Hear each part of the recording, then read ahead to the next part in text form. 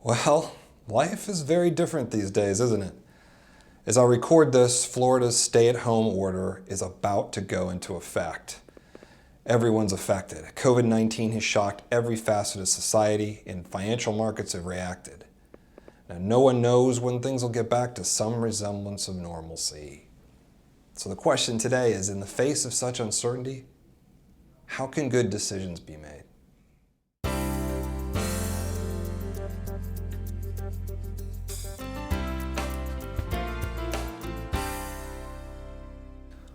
All prior declines ended and recovered in full.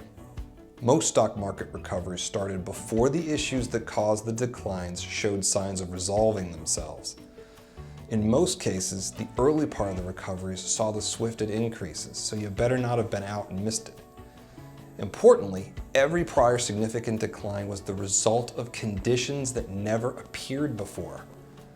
Each time, the unprecedented event was accompanied by the phrase, "This time is different."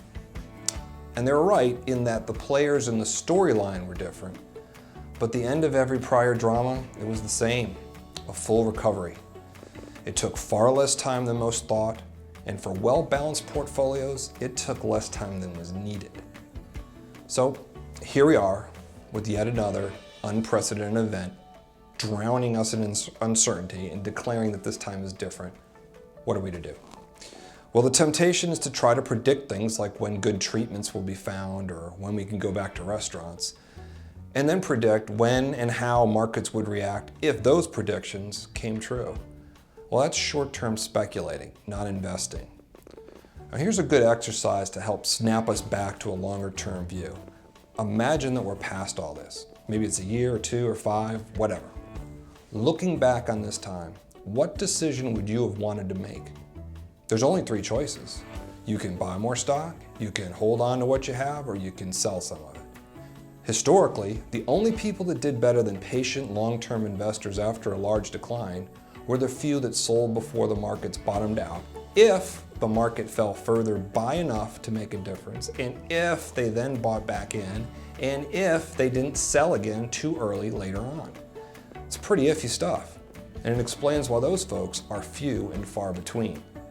Now, given that almost everyone who decided to hold on to their stocks or buy a little more, as we do when we rebalance, in all those prior downturns, all those people would have seen a good outcome. So holding or buying stocks clearly look like better choices. Now, no one could definitively predict how long it will take for markets to recover from this, but we're confident that the advice we're giving right now will be the advice you'll be glad we gave when we look back on this in time.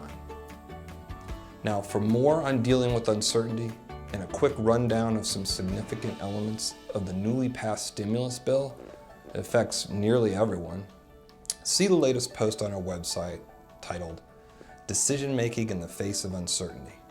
And as always, if you have any questions, please contact us. We'd love to hear from you.